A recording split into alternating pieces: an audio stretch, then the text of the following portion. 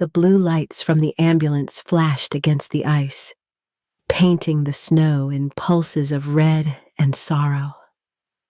I stood there, frozen, as they pulled my grandson's small body from the lake, his coat stiff with frost, his curls matted with ice. The sound of cracking ice still echoes in my mind, sharp and merciless. If you're watching this, subscribe and tell me where you're listening from. Sometimes, tragedy doesn't come with a warning, it just steals the breath right out of you. I remember the way my hands trembled, not from the cold, but from the question clawing at my heart. How could this have happened? That was the moment everything started to unravel. I can still hear the sound of the ice cracking. It wasn't loud at first, just a sharp snap that sliced through the winter air. But then came the yelling, the sirens, the chaos. I remember standing there at the edge of the lake, my boots sinking into the frozen mud, watching as the paramedics pulled my grandson's small body from the water. Everything felt distant, the cold, the noise, even my own breath. It was as if time had stopped, holding me hostage in that one unbearable moment. The lake had always been peaceful to me, a place where I used to take Evan to feed the ducks in spring, where laughter used to echo through the trees. But that morning, the lake was silent. The air bit through my coat, and every breath felt like glass in my chest. I wanted to run to him, to pull him close and warm him myself, but they wouldn't let me near. I could only watch as they worked, their voices a blur, their faces hidden behind masks. I kept asking myself how it happened. Evan knew better than to go near the ice. He was careful, gentle by nature. Something about it didn't make sense. The way his cousins stood off to the side, pale and shaking, not from the cold, but from something else, made my stomach twist. I felt it in my bones that what happened wasn't just an accident. When they finally placed him in the ambulance, I remember my hands trembling so hard I could barely hold my phone. The world around me was noise and flashing lights, but inside, it was dead quiet. That's when I made the call to my brother, Charles. We hadn't spoken in years, but I knew there was no one else I could turn to. That call changed everything. I didn't know it then, standing on that frozen ground, but that was the moment my life and the truth about my family began to unravel. Before everything changed, my life was quiet in the best way. I lived in a small house at the edge of Maplewood, a place with peeling white paint and a front porch that smelled of lilacs every spring. The days had a rhythm, morning coffee by the window, tending to my little garden, and evening walks down the lane where neighbors still waved. It wasn't much by anyone else's standards, but it was mine.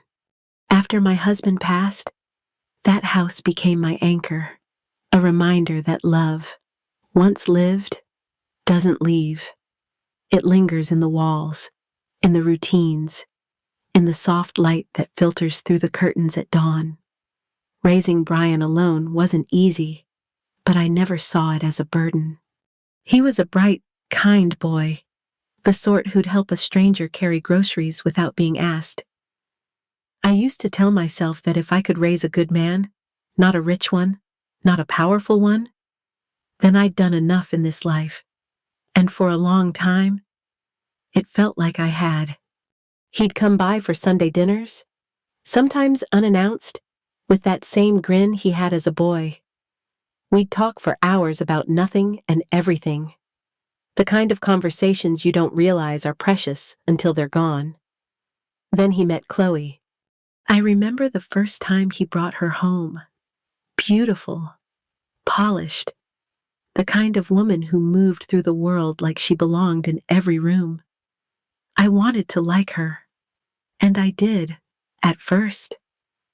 She was kind in that effortless way people are when life has never told them no. I told myself love was love, that differences didn't matter, that family would find its balance. For a while, it seemed to. When Evan was born, it felt like life had come full circle. Holding him, I saw pieces of Brian's childhood again. The same blue eyes, the same quiet curiosity. I'd rock him in my arms while Brian and Chloe laughed in the next room. And for those moments, everything felt whole again. But time has a way of shifting things so slowly, you don't notice until it's too late. The visits grew shorter, the calls less frequent. Holidays started to feel like obligations instead of celebrations. I'd tell myself they were busy, that young families have their own rhythms, but in my heart, I felt the distance growing. There were small things Evan no longer asking to sleep over. Chloe's polite smiles that never quite reached her eyes. Brian's distracted tone when he promised to visit. I began to see it, the subtle change in how they looked at me. Not unkindly, just differently. Like I belonged to another world they had outgrown. When Evan started parroting little things about Grandma's tiny house or how Daddy says we don't need hand-me-downs, I felt something inside me tighten. Not anger, not even hurt. Really, just a quiet ache. That was the moment I realized I was fading from their world. Not because of anything I'd done wrong, but because I no longer fit the picture they wanted to paint. Still, I kept showing up with casseroles, with birthday cards, with love, because that's what you do when you're a mother. When you're a grandmother, you love, even as the door slowly closes.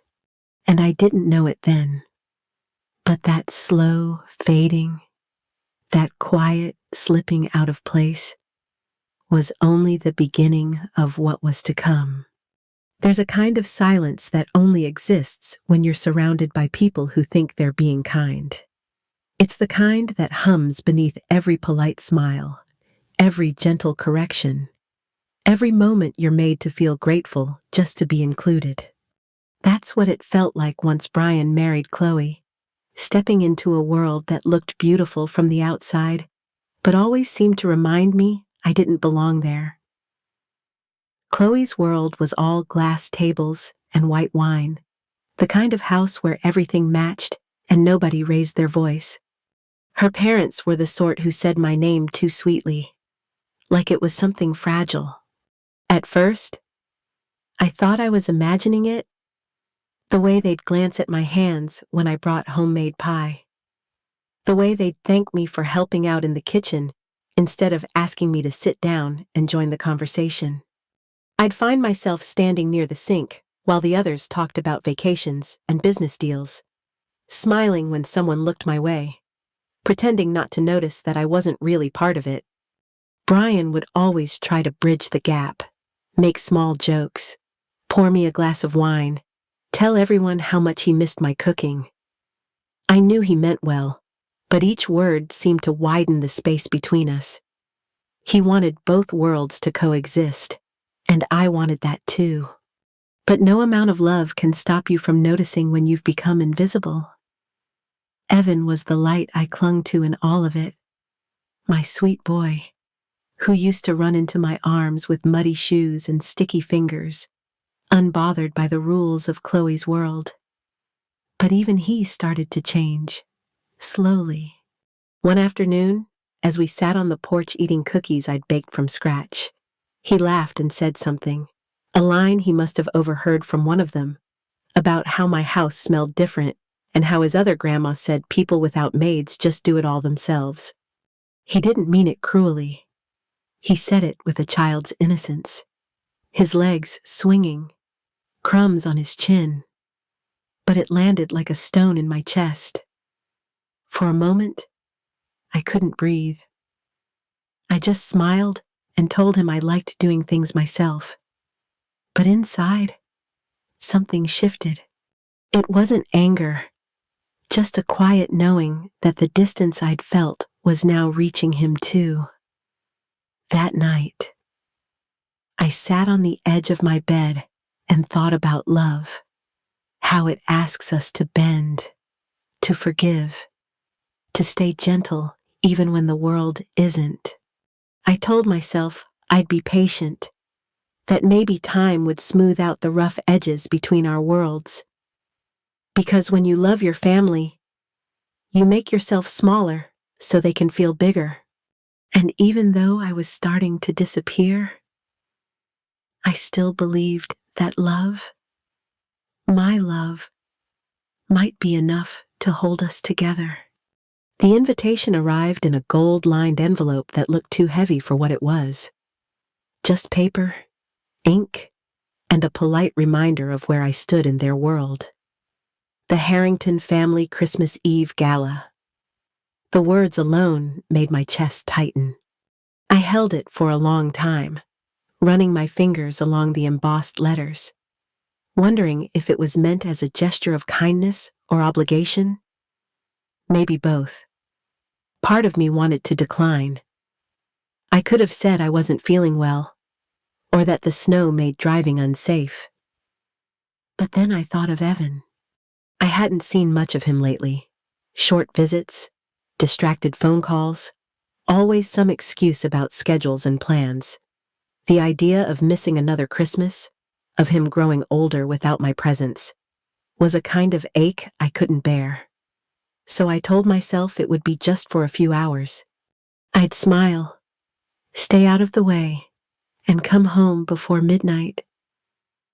The night of the party, snow fell in slow, heavy flakes that shimmered in the glow of the streetlights. The world felt quiet, too quiet, as I drove toward the Harrington estate.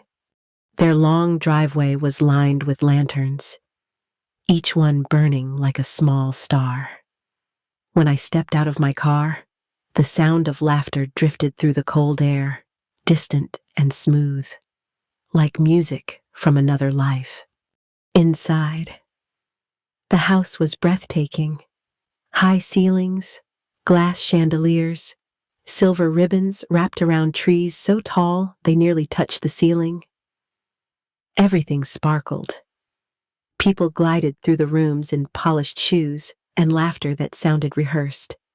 I smiled when eyes met mine, but most glanced past me, searching for someone more important to greet. Chloe welcomed me with a warmth that didn't reach her eyes, her hands perfectly manicured, her voice perfectly measured. I could almost admire how effortless it all seemed. The grace, the control, the way everything was beautiful but hollow. I found a quiet spot near the back of the room, close enough to feel included, but far enough to breathe. My coat still smelled faintly of wood smoke from home, a small comfort in a place that smelled of champagne and roses. Then I saw Evan. He was sitting near the fireplace, dressed in clothes that didn't suit a child, watching the room with that same detached stillness I'd seen in his mother's eyes. For a moment, he looked small again, not the polished little boy they were shaping him to be, but the one who used to chase fireflies in my backyard. I wanted to go to him, to kneel beside him and whisper that I was there, that he didn't have to pretend. But I didn't move. I just stood there, my heart caught somewhere between love and sorrow, knowing that this night, this party, would be the one to change everything. For a brief moment that night, I let myself believe things might be different. Maybe the air of Christmas, the music, the lights, the laughter would soften the sharp edges that always seemed to divide us. I arrived early, hoping that would help. Chloe's mother greeted me with that same gracious tone that felt more like charity than kindness, and I smiled, as I always did. I'd learned that grace was my only armor in a place where warmth was measured, not given.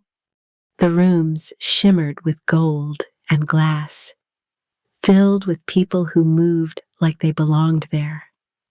I stood near the tree, smoothing the fabric of my plain navy dress, trying not to feel out of place among the sparkle. When someone asked if I could pass the hors d'oeuvres tray, I did it without hesitation, even though I wasn't staff. The woman thanked me without looking up, and I wondered if she even knew I wasn't supposed to be there. Brian was busy, always moving, always making sure everyone else was comfortable. I caught glimpses of him across the room, smiling the way he used to as a boy. Only now it seemed practiced. I wanted to be proud, but something about that smile broke me a little. Chloe floated between guests, perfect as ever, pausing just long enough to rest a hand on my shoulder. It was a gesture meant for show, and I knew it. I told myself not to take it personally. Evan found me near the dessert table, tugging at my hand, his eyes bright.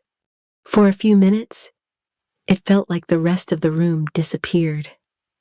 We talked about his favorite ornaments, about the snow outside, about nothing and everything. He was still my little boy, just buried beneath the polish of their world. But even that small moment of peace couldn't last. When the announcement came for the family photo, I followed the group to the grand staircase. Heartlight for the first time that evening. The photographer arranged everyone, the Harringtons, Chloe's siblings, Brian beside her, Evan in front. I stood near the side, waiting for a place to be made for me, but it never was. Someone murmured about keeping the picture balanced, and Chloe nodded. I stepped back before anyone had to say it twice. As the flash went off, I watched them, my son, my grandson, my family, frozen in a moment I wasn't part of. I smiled, small and polite, as if the light might reach me too. Then Evan turned, confusion in his little face, searching for me among the crowd. When he finally spotted me, he tilted his head, a question forming that he didn't understand. But I did. That look, innocent, puzzled, was enough to undo me. I left quietly after that. No goodbyes, no scene. Just the soft sound of my shoes on marble floors and the hum of laughter fading behind me. Outside, the snow had turned to slush, and the cold bit through my coat. I drove home with the radio off, the road lit only by the faint glow of the headlights. The tears didn't come right away. They waited, patient, heavy, until I pulled into my driveway and saw the porch light I'd left on, glowing like it was waiting for me. That's when it hit, the hollow truth that I had never felt smaller, and yet, somehow, I still loved them. By morning, the pain had dulled into something quiet, something almost numb. And when the phone rang, Brian's voice on the other end asking if I could watch Evan for a few hours, I said yes without thinking, because love, even when it hurts, still answers the call. The morning after the party, the house was quiet, the kind of quiet that feels like a balm after too many sharp words and bright lights. I'd barely slept, my thoughts looping through that night, every smile that wasn't real, every glance that stung a little more than it should have. But when Evan arrived, bundled in his little coat and scarf, his eyes lighting up when he saw me, all that noise inside me went still. He ran into my arms like nothing had changed, and for a few blessed hours, it felt that way too. We made pancakes, the kind shaped like stars because he said they tasted better that way. He spilled syrup on his sleeves, and I didn't even care. His laughter filled the kitchen, and the walls seemed to breathe again. I remember thinking, this is what love sounds like. Messy, loud, and alive. After lunch, I wrapped him in his winter coat, fixing his scarf the way I always had since he was small. He told me he wanted to show me how fast he could run now. So we went out to the backyard. The snow was soft, untouched, the air crisp. He made snow angels, his cheeks pink and bright. I wanted to freeze that moment in time, to hold it forever before the world crept back in. But soon, it was time to take him home. I drove him back to the Harrington estate as the sun began to dip behind the trees. The house gleamed like it was made of ice, beautiful but cold. Chloe's car was already in the driveway, and I felt that familiar ache of handing him back over, like giving away a piece of my heart wrapped in a wool hat. I hugged him tight before he ran inside, his little boots leaving uneven prints in the snow. On my way home, I turned on the radio just to fill the silence. The road stretched long and empty ahead of me, the sky bruised with early twilight. That's when the phone rang. I almost didn't answer. I was thinking about making soup for dinner, about maybe calling Brian the next day to thank him for trusting me with Evan. But something in me hesitated. I pulled over to the side of the road and answered, and the voice on the other end, trembling, official, said there'd been an accident. The words blurred together. Lake, ice, Evan, unconscious, hospital. I remember gripping the steering wheel so tight my knuckles turned white. I remember saying his name over and over, as if that alone could bring him back. The drive to the hospital was a blur of snow and sirens in my head. My heart pounded so hard, it felt like it might break through my ribs. They said it happened at the Harrington estate, that he'd wandered too close to the frozen lake. But that didn't make sense. Evan was always afraid of ice. He'd told me once that he didn't like the sound it made when it cracked. The thought sank deep in my chest, heavy and cold. Something about it didn't feel right. When I reached the hospital, I parked crooked and half ran across the slush, barely feeling the cold anymore. The sliding doors opened with a hiss, and I stood there for a second, breathless, the smell of antiseptic sharp in the air. I could see doctors moving down the hall, the world spinning too fast around me.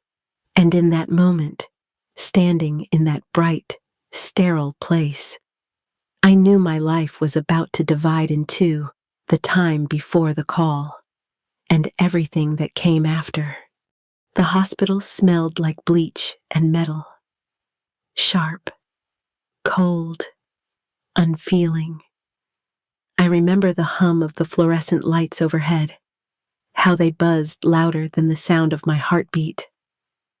I must have looked lost because a nurse took my arm and led me down the hallway. I could barely hear her words. All I could think was, please, just let him be alive. When I reached the waiting area, I saw Brian first, pale, slumped forward, his hands shaking. Chloe sat beside him, mascara smudged, eyes red.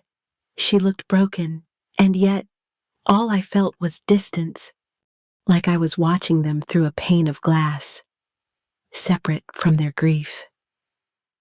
I wanted to comfort my son, to tell him it wasn't his fault, but my throat wouldn't work. Every emotion I had was frozen somewhere deep inside me. Then the doctor came. His voice was calm, careful, the kind people use when they've learned how to carry bad news. But he said the words I didn't dare hope for Evan would live.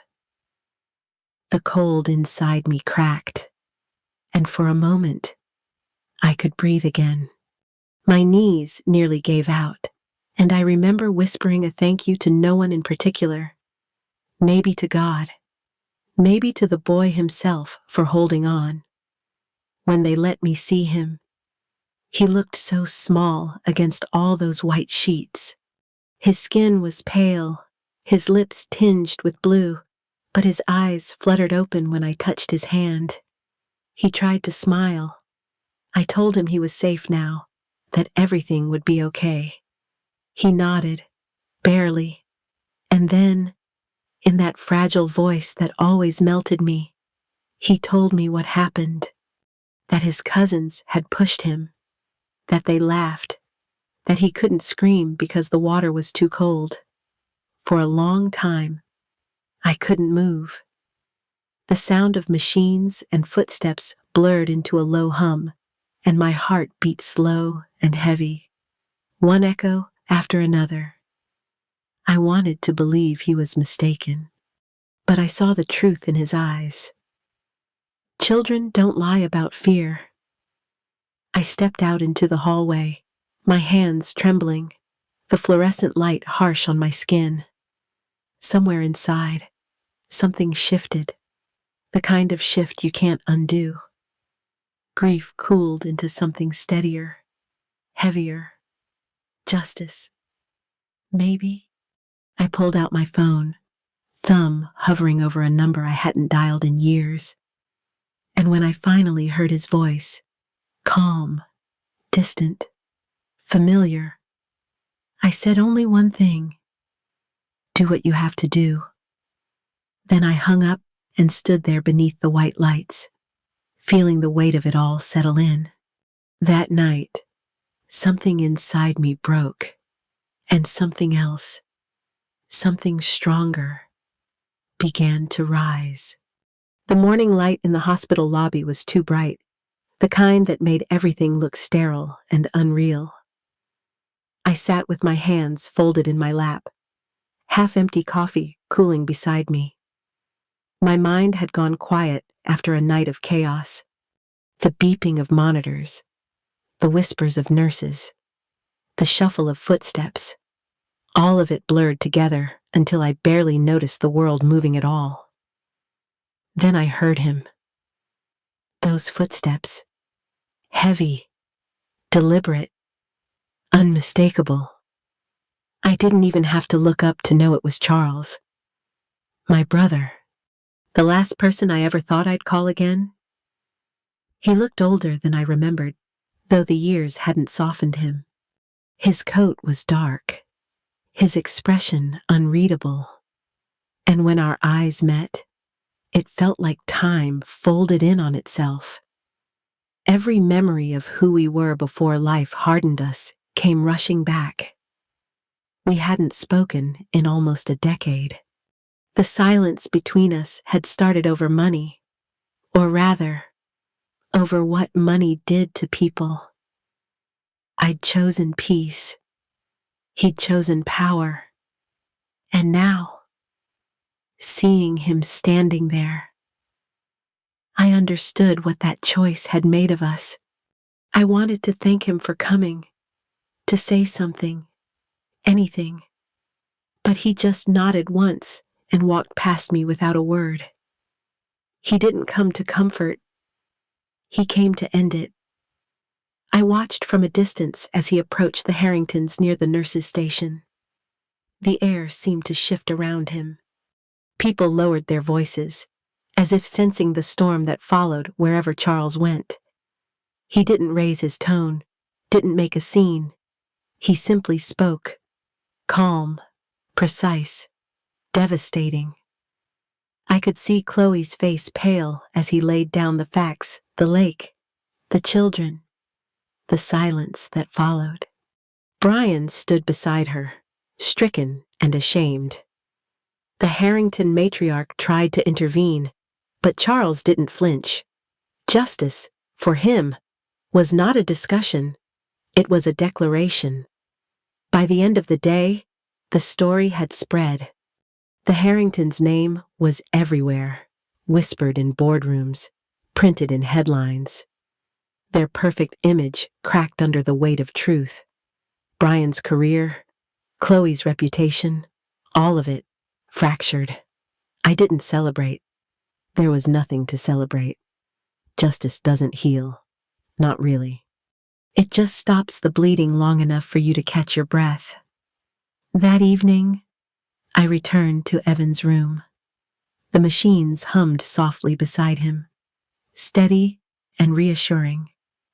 I sat close, brushing a strand of hair from his forehead. His little hand twitched in sleep, searching for mine, and I let him find it. I whispered that everything would be different now. Maybe not better, not yet, but different. The kind of different that costs something. And as I sat there in the half-light of the room, the weight of what I'd set in motion settled over me. For the first time in years, I didn't feel powerless, just tired, steady, and ready to face whatever came next. It didn't take long for the truth to find its way into the world. Within days, the story of the Harringtons was everywhere, whispered at coffee shops, printed in the local paper, discussed in boardrooms by people who pretended to care about morals only after someone else fell. The words were always the same: negligence, cover-up, privilege. They called it the Harrington scandal. But to me, it wasn't a scandal. It was simply the truth, spoken out loud after too many years of polite silence. Brian's company announced an internal review. Chloe's friends stopped calling. Her charity board quietly asked her to step down. The family that once moved through town like royalty now kept their blinds drawn. The mansion that once sparkled with Christmas lights stood dark and empty. And though people kept waiting for me to celebrate, I never did. I sat in that same hospital chair, watching over Evan as he healed, listening to the faint beeping of his monitor, and I felt still, not victorious, just still. Justice, I realized, doesn't feel like a triumph. It feels like quiet after a storm. The kind where you can still smell the rain, but the thunders finally stopped. I didn't hate Brian or Chloe, not even then. I pitied them, in a way. They'd built their lives on appearances, on money and influence, and when those were stripped away, there was nothing left but the truth, raw and uncomfortable. Evan started to get stronger, little by little. His cheeks regained color. His voice grew steadier. He never talked much about that day by the lake, and I didn't press him. Children have a way of healing faster than adults do. Maybe because they still believe in better tomorrows. Watching him draw pictures again, laugh again, I realized that justice wasn't about punishing anyone. It was about protecting what was left of the good. But there was a cost. I could feel it every time someone looked at me differently, with pity, admiration, curiosity. My quiet life was gone. My peace was gone. Even my faith in family, in love untouched by pride, had changed. I had wanted the truth to set things right. Instead, it simply revealed how wrong things had been for a long time. And yet, somewhere beneath that ache, there was something else, a quiet understanding. Charles hadn't done all this out of vengeance.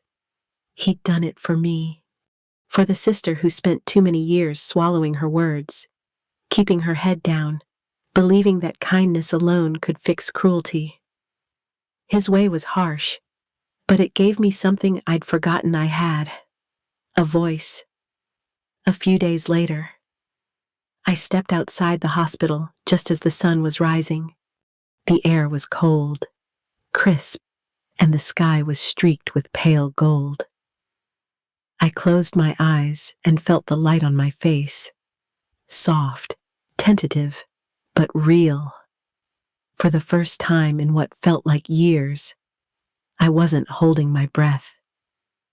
Justice had taken more than I expected, but it had also given something back, a kind of fragile peace. Not the kind that comes from winning, but the kind that comes from surviving the truth. The weeks that followed felt softer somehow, like the world had finally taken a breath. Mornings came gently again. I'd sit on my porch with a cup of tea, the steam curling into the cool air, and watch Evan play in the yard. The sunlight would filter through the maple trees, catching his hair and scattering gold across the grass. His laughter, real, full, unbroken, became the sound that stitched me back together. The town had moved on, as towns always do. The headlines faded, the whispers died down, and life found its rhythm again. But inside me, something was different. I thought justice would heal me, that truth, once spoken, would make the pain disappear. But it didn't. Justice stopped the bleeding, yes, but healing came later, quietly, in the stillness of ordinary days. I began to forgive, not them, but myself, for staying silent when I should have spoken, for shrinking so others could shine, for believing that love meant carrying pain alone. Forgiveness didn't come all at once. It came in small moments. The smell of cookies baking again, the feel of soil between my fingers in the garden, the sound of birds returning after winter. Little by little, life began to fill the empty spaces. Sometimes I'd catch myself watching Evan and thinking about what I wanted him to remember from all this. Not the scandal, not the sorrow, but the strength that lives in gentleness. I want him to know that silence can be dignity, that you can walk away from cruelty without letting it change who you are, and that love, real love, never asks you to make yourself smaller. A few weeks ago, I went back to the lake. The ice was gone by then, the water still and clear, reflecting the pale sky. I stood at the edge and let the wind move through my hair. I didn't cry. I just closed my eyes and whispered a thank you, not for what happened, but for what it taught me. Pain had taken so much, but it had also left behind something precious, the strength to begin again. Now, when I think of everything, the humiliation, the loss, the long road to forgiveness, I realize that redemption isn't about changing the past. It's about making peace with it. It's about finding the courage to live gently again after your heart has been broken. Sometimes, we don't need the world to see our pain. We just need to forgive ourselves for carrying it so long. If you've ever held on to something heavy, maybe it's time to set it down. Tell your story, or simply breathe and let the healing begin.